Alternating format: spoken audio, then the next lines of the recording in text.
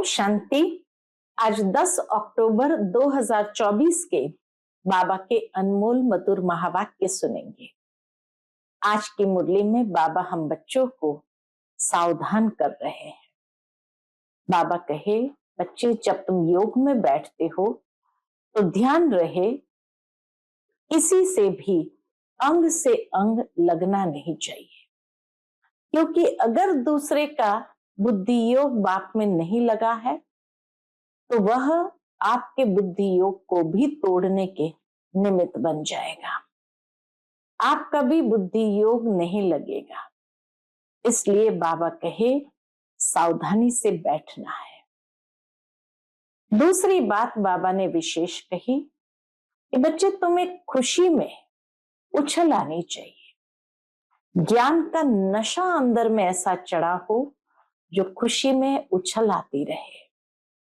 बाकी बाबा कहे अंतिम समय जब दुनिया के लोगों को पता चलेगा कि इन्हें पढ़ाने वाला स्वयं परमात्मा था तो बहुत पश्चाताप करेंगे, सोचेंगे कि हमने गफलत कर दी, हमने समझा नहीं, माना नहीं। तो बाबा कहे तुम बच्चों को भी कहीं अपने कर्म की पश्चाताप नहीं होनी चाहिए।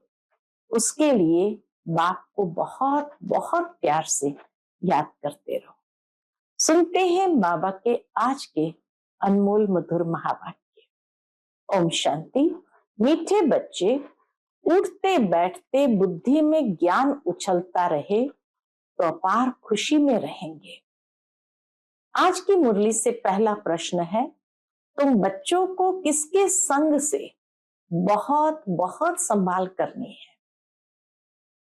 उत्तर है, जिनकी बुद्धि में बाप की याद नहीं ठहरती, बुद्धि इधर उधर भटकती रहती है, उनके संग से तुम्हें संभाल करनी है। उनके अंग से अंग भी नहीं लगना चाहिए, क्योंकि याद में न रहने वाले वायुमंडल को खराब करते हैं। आज की मुरली से दूसरा प्रश्न है, मनुष्य को पश्चाताप कब होगा? उत्तर, जब उन्हें पता पड़ेगा इन्हें पढ़ाने वाला स्वयं भगवान है तो उनका मुंह फीका पड़ जाएगा और पश्चाताप करेंगे कि हमने गफलत की, पढ़ाई नहीं पढ़ी। ओम शांति।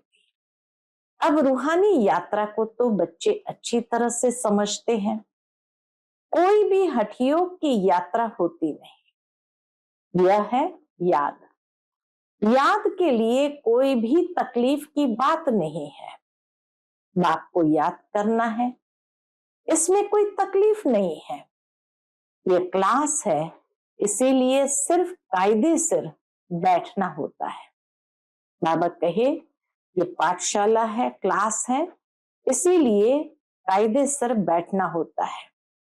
तुम बाप के बच्चे बने हो, बच्चों की पालना हो रही है। कौन सी पालना? कैसे पालना हो रही है? अविनाशी ज्ञान रत्नों का खजाना मिल रहा है। बच्चों को याद करने में कोई तकलीफ नहीं है, सिर्फ माया बुद्धि का योग तोड़ देती है। बाबा कहे वास्तव में याद करने में कोई तकलीफ नहीं है, सिर्फ माया बुद्धि का योग तोड़ देती है। बाकी बैठो भल कैसे भी, उनसे कोई याद का तैल्लुक नहीं। बहुत बच्चे हठयोग से 3-4 घंटे बैठते हैं, सारी रात भी बैठ जाते हैं। आगे तुम्हारी तो थी भट्ठी, वह बात और थी। वहां तुमको धंधा दौरी तो था नहीं, इसलिए यह सिखाया जाता था। अब बाप कहते हैं तुम गृहस्थ व्यवहार में रहो, धंधा दौरी भी भल करो, कुछ भी कामकाज करते बाप को याद करना है। ऐसे भी नहीं कि अभी निरंतर तुम याद कर सकते हो, नहीं। इस अवस्था में टाइम लगता है। निरंतर याद की यात्रा में रहना, इस अवस्था में बाबा कहे टाइम लगता है। अभी निरंतर याद ठहर जाए फिर तो कर्मातीत अवस्था हो जाए। बाप समझाते हैं, बच्चे ड्रामा के प्लान अनुसार अब बाकी थोड़ा समय है, सारा हिसाब भी बुद्धि में रहता है। कहते हैं क्राइस्ट से 3000 वर्ष पहले भारत ही था, उनको स्वर्ग कहा जाता था। अभी उन्हों के 2000 वर्ष पूरे होते हैं, 5000 वर्ष का हिसाब हो जाता है। 3000 वर्ष पहले स्वर्ग था, पैराडाइज था, 2000 वर्ष पूरे होते हैं तो बाबा कहे 5000 वर्ष का हिसाब हो जाता है। देखा जाता है तुम्हारा नाम सारा विलायत से ही निकलेगा। बाबा कहे, देखो बाबा की कितनी सुंदर सटीक भविष्यवाणी है। ये देखा जाता है तुम्हारा नाम सारा विलायत से ही निकलेगा, क्योंकि उन्हों की बुद्धि फिर भी भारतवासियों से तीखी है। भारत से पीस भी वह मांगते हैं। भारतवासियों ने ही लाखों वर्ष कहकर और सर्वव्यापी का ज्ञान देकर बुद्धि बिगाड़ दी है, तमो प्रधान बन गए हैं। वह इतने तमो प्रधान नहीं बने हैं। उन्हों की बुद्धि तो बड़ी तीखी है। उन्हों का जब आवाज निकलेगा तब भारतवासी जागेंगे, क्योंकि भारतवासी एकदम घोर नींद में सोए हुए हैं, वह थोड़े सोए हुए हैं। उन्हों से आवाज अच्छा निकलेगा। विलायत से आए भी थे कि हमको कोई बतावे।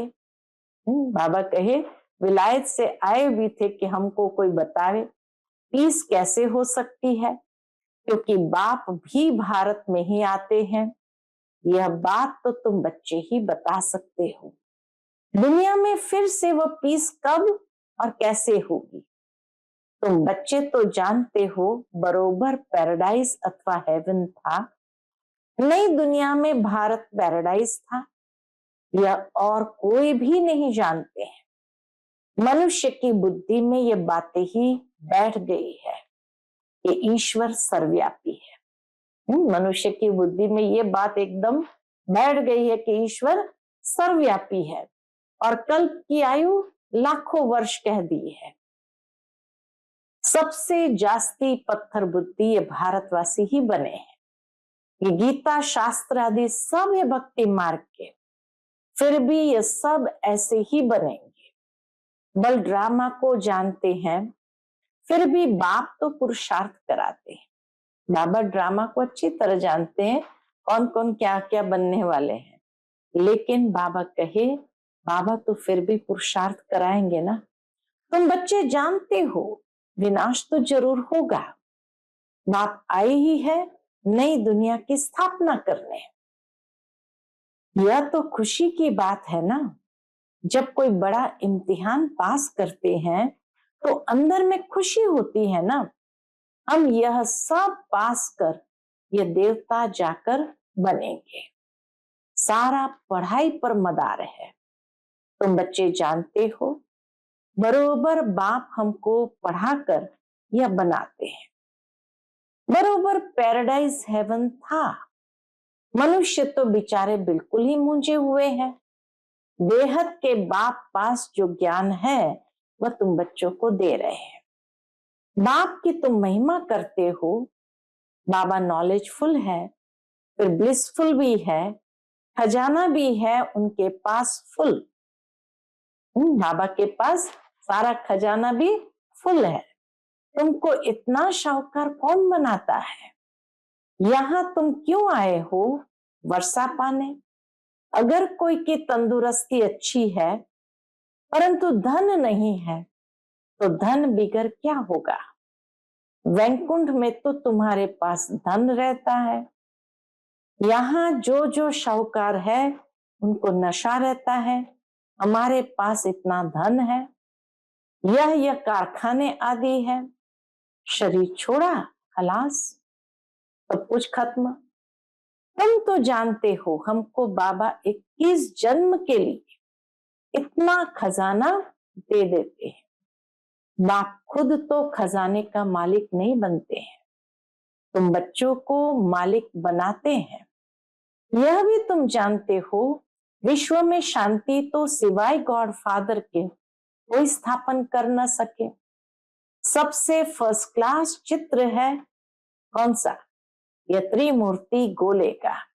इस चक्र में ही सारा ज्ञान भरा हुआ है। तुम्हारी ऐसी कोई वंडरफुल चीज होगी तब वह समझेंगे इसमें जरूर कोई ऐसा राज है। बच्चे कोई कोई छोटे छोटे खिलौने बनाते हैं और बाबा को पसंद नहीं आते। बाबा कहे कई बच्चे छोटे छोटे जैसे खिलौने बनाते हैं तो बाबा को वो पसंद नहीं आता। बाबा तो कहते बड़े चित्र बनाओ। खिलौने बनाते मैंने छोटे छोटे चित्र बनाते हैं, बाबा को वो पसंद नहीं आता। बाबा को तो हमेशा बड़े बड़े चित्र पसंद आते हैं। बाबा तो कहते बड़े चित्र लगाओ जो दूर से कोई पढ़कर समझ सके। मनुष्य अटेंशन बड़ी चीज पर देंगे। इसमें क्लियर दिखाया हुआ है, उस तरफ है कलयुग, इस तरफ है सतयुग। बड़े बड़े चित्र होंगे तो मनुष्य का अटेंशन खींचेगा। टूरिस्ट भी देखेंगे समझेंगे। बाबा कहे टूरिस्ट भी देखेंगे समझेंगे भी वह अच्छी तरह से। यह भी जानते हैं क्राइस्ट से 3000 वर्ष पहले स्वर्ग था। बाहर तो ऐसे नहीं जानते। 5000 वर्ष का हिसाब तुम क्लियर समझाते हो तो यह इतना बड़ा बनाना चाहिए। 5000 वर्ष की बात तो बाबा कहे वैसे हर धर्म में है। जिस तरह क्रिश्चियन धर्म में कहा गया 3000 साल पूर्व स्वर्ग था, 2000 साल बाद अब कहा जाता है कि पुनः वो दुनिया आनी है, तो इसीलिए 5000 साल का हो गया। इसी तरह इस्लाम धर्म में भी कहा जाता है कि कयामत का समय 5000 साल में एक बार आता है और उनके हिसाब से भी अब कयामत का समय आने वाला है। हिंदू धर्म के हिसाब से भी अगर देखा जाए तो कहा जाता महाभारत युद्ध को हुए 5000 साल हुआ और महाभारत के अंतिम पर्व में ये बात लिखी हुई है कि जब घर घर में महाभारत हो जाए तब समझना महाभारत काल पुनः आ गया। तो अभी दिखाई दे रहा है। तो हर धर्म शास्त्र के हिसाब से अगर देखा जाए तो 5000 वर्ष का हिसाब क्लियर समझाते हैं। तो बाबा कहे 5000 वर्ष का हिसाब तुम क्लियर समझाते हो तो यह इतना बड़ा बनाना चाहिए जो दूर से देख सके और अक्षर भी पढ़े, जिससे समझे कि दुनिया की अंत तो बरोबर है। बॉम्ब्स तो तैयार होते रहते हैं, नेचुरल कैलामिटीज भी होगी। तुम विनाश का नाम सुनते हो तो अंदर में खुशी बहुत होनी चाहिए, परंतु ज्ञान ही नहीं होगा तो खुश भी हो न सके। बाप कहते हैं देह सहित सब कुछ छोड़ अपने को आत्मा समझो। अपनी आत्मा का योग मुझ बाप के साथ लगाओ। यह है मेहनत की बात। पावन बनकर ही पावन दुनिया में आना है। तुम समझते हो हम ही बादशाही लेते हैं फिर गंवाते हैं, यह तो बहुत सहज है। उठते बैठते चलते अंदर में टपकना चाहिए। जैसे बाबा के पास ज्ञान है ना, बाप आए ही है पढ़ाकर देवता बनाने, तो इतनी अथाह खुशी बच्चों को रहनी चाहिए ना। अपने से पूछो इतनी अथाह खुशी है? बाप को इतना याद करते हैं। चक्र की भी सारी नॉलेज बुद्धि में है तो इतनी खुशी रहनी चाहिए। बाप कहते मुझे याद करो और बिल्कुल खुशी में रहो। तुमको पढ़ाने वाला देखो कौन है। जब सबको मालूम पड़ेगा तो सबका मुंह ही फीका हो जाएगा, परंतु अभी उन्हों के समझने में थोड़ी देरी है। अभी देवता धर्म के इतने मेंबर्स तो बने नहीं है, सारी राजाई स्थापन हुई नहीं है। कितने ढेर मनुष्य को बाप का पैगाम देना है। बेहद का बाप फिर से हमको स्वर्ग की बादशाही दे रहे हैं। तुम भी उस बाप को याद करो। बेहद का बाप तो जरूर बेहद का सुख देंगे ना। बच्चों के अंदर में तो अथाह ज्ञान की खुशी होनी चाहिए, और जितना बाप को याद करते रहेंगे तो आत्मा पवित्र बनती जाएगी। ड्रामा के प्लान अनुसार तुम बच्चे जितना सर्विस कर प्रजा बनाते हो, तो जिनका कल्याण होता है उन्हों की फिर आशीर्वाद भी मिल जाती है। गरीबों की सर्विस करते हो, निमंत्रण देते रहो। ट्रेन में भी तुम बहुत सर्विस कर सकते हो। इतने छोटे बैज में ही कितनी नॉलेज भरी हुई है। सारी पढ़ाई का तंत्र इसमें है। बैजेस तो बहुत अच्छे अच्छे ढेर बनाने चाहिए, जो किसको सौगात भी दे सके। कोई को भी समझाना तो बहुत सहज है। सिर्फ शिव बाबा को याद करो। शिव बाबा से ही वर्षा मिलता है, तो बाप और बाप का वर्षा, स्वर्ग की बादशाही कृष्णपुरी को याद करो। मनुष्य की मत तो कितनी मुंजी हुई है, कुछ भी समझते नहीं है। विकार के लिए कितना तंग करते हैं, काम के पिछाड़ी कितना मरते हैं। कोई बात ही समझते नहीं, सबकी बुद्धि बिल्कुल चट हो गई है। बाप को जानते ही नहीं। यह भी ड्रामा में नूंद है। सबकी मेंटल खलास हो गई है। बाबा कहे सबकी मानसिक शक्ति खत्म हो गई है। बाप कहते हैं बच्चों तुम पवित्र बनो तो ऐसे स्वर्ग के मालिक बन जाएंगे, परंतु समझते नहीं है। आत्मा की ताकत सारी निकल गई है। कितना समझाते हैं, फिर भी पुरुषार्थ करना और कराना है। पुरुषार्थ में थकना नहीं है। बाबा कहे पुरुषार्थ में थकना नहीं है, आर्ट फेल भी नहीं होना है। इतनी मेहनत की, भाषण से एक भी नहीं निकला, लेकिन तुमने जो सुनाया उसे जिसने भी सुना उस पर छाप तो लग गई। पिछाड़ी में सब जानेंगे जरूर। तुम बीके की अथाह महिमा निकलने वाली है, परंतु एक्टिविटी देखते हैं तो जैसे एकदम बेसमझी की, कोई रिगार्ड ही नहीं, पूरी पहचान नहीं, बुद्धि बाहर भटकती रहती है। बाप को याद करे तो मदद भी मिले, बाप को याद करते नहीं तो गोया वो पतित है, तुम बनते हो पावन।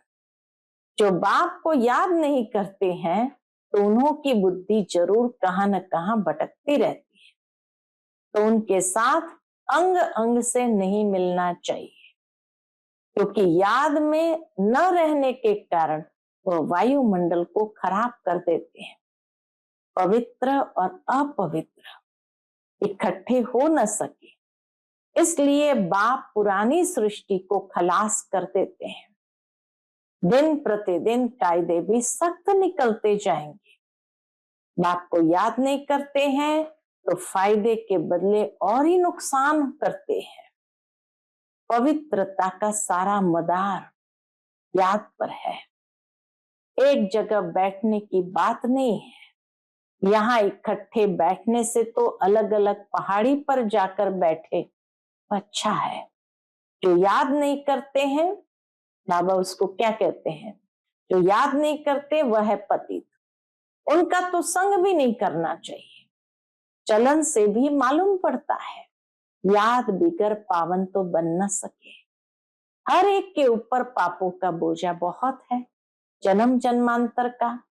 वह बिगर याद की यात्रा निकले कैसे, वह गोया पतित ही है। बाप कहते हैं मैं तुम बच्चों के लिए सारी पतित दुनिया को खलास कर देता हूं। उनका संग भी न हो, परंतु इतनी भी बुद्धि नहीं कि किसके साथ संग करना चाहिए बाबा का ये भी समझ नहीं, तुम्हारा प्यार पावन का पावन के साथ होना चाहिए, यह भी बुद्धि चाहिए ना। स्वीट बाप और स्वीट राजधानी के सिवाय और कोई याद न आए, इतना सब त्याग करना कोई मासी का घर नहीं है। बाप को तो बच्चों पर अथाह प्यार है, बच्चे पावन बन जाओ। कितना प्यार बाबा का है, बच्चे पावन बन जाओ तो तुम पावन दुनिया के मालिक बन जाएंगे। हम तुम्हारे लिए पावन दुनिया की स्थापना कर रहे हैं, इस पतित दुनिया को बिल्कुल खलास करा देते हैं। यहाँ इस पतित दुनिया में हर चीज तुमको दुख देती है, आयु भी कमती होती जाती है, इनको कहा जाता है वर्थ नॉट अ पेनी। कौड़ी और हीरे में फर्क तो होता है ना, तो तुम बच्चों को कितनी खुशी होनी चाहिए। गाया भी जाता है सच तो बिठो नच, जो सच्चा होगा वो सदा नाचता रहेगा। तुम सतयुग में खुशी में डांस करते हो, यहाँ की कोई भी वस्तु से दिल नहीं लगानी है, इनको तो देखते हुए नहीं देखना है, आंखें खुली होते हुए भी जैसे कि नींद हो, परंतु वह हिम्मत वह अवस्था चाहिए। यह तो निश्चय है ये पुरानी दुनिया होगी ही नहीं, इतना खुशी का पारा चढ़ा रहना चाहिए, चुटकी काटनी चाहिए, अपने को चुटकी काटनी चाहिए। अरे हम शिव बाबा को याद करेंगे तो विश्व की बादशाही मिलेगी। हठ योग से भी बैठना नहीं है, खाते पीते काम करते बाप को याद करो। यह भी जानते हो राजधानी स्थापन हो रही है, बाप थोड़ी कहेंगे दासी बनो, बाप तो कहेंगे पुरुषार्थ करो पावन बनने का।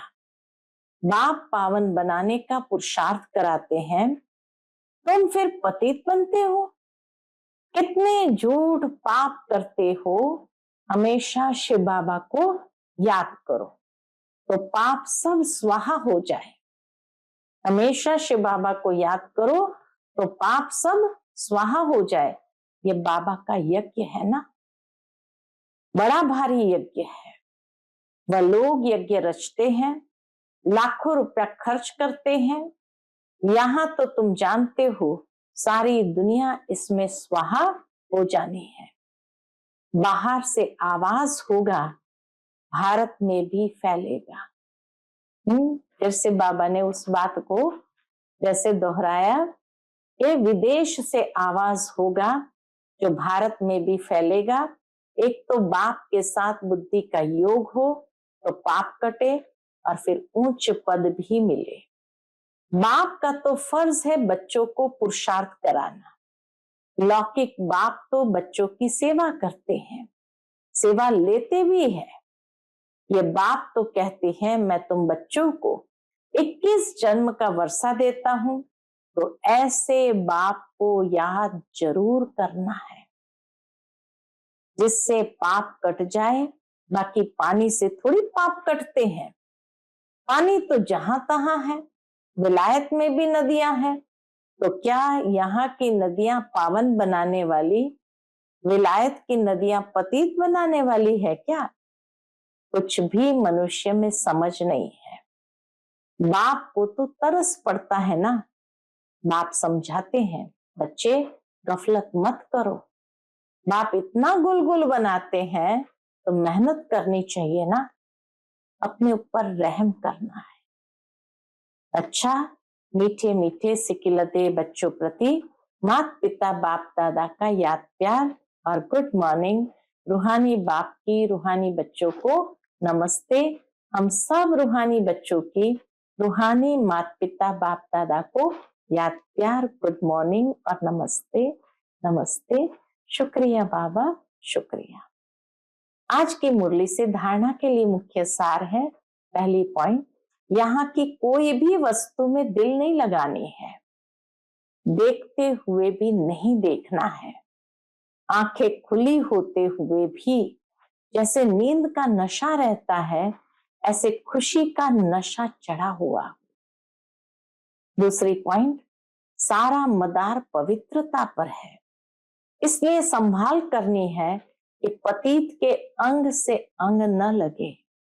स्वीट बाप और स्वीट राजधानी के सिवाय और कोई याद न आए। आज का बाप दादा का मधुर वरदान हम बच्चों के प्रति है, हद की इच्छाओं को छोड़ अच्छा बनने वाले इच्छा मात्रम अविद्या भव। हद की इच्छाओं को छोड़ अच्छा बनने वाले इच्छा मात्रम अविद्या भव। मन में कोई भी हद की इच्छा होगी तो अच्छा बनने नहीं देंगी। जैसे धूप में चलते हो तो परछाई आगे जाती है, उसको अगर पकड़ने की कोशिश करो तो पकड़ नहीं सकते। पीठ करके आ जाओ तो परछाई पीछे पीछे आएगी। ऐसे ही इच्छा आकर्षित कर रुलाने वाली है, उसे छोड़ दो तो वो पीछे पीछे आएगी। मांगने वाला कभी भी संपन्न नहीं बन सकता। कोई भी हद की इच्छाओं के पीछे भागना ऐसे है जैसे मृग तृष्णा। इससे सदा बचकर रहो तो इच्छा मात्रम अविद्या बन जाएंगे। आज का स्लोगन है, अपने श्रेष्ठ कर्म व श्रेष्ठ चलन द्वारा दुआएं जमा कर लो तो पहाड़ जैसी बात भी रुई के समान अनुभव होगी। अपने श्रेष्ठ कर्म व श्रेष्ठ चलन द्वारा दुआएं जमा कर लो तो पहाड़ जैसी बात भी रुई के समान अनुभव होगी। ओम शांति।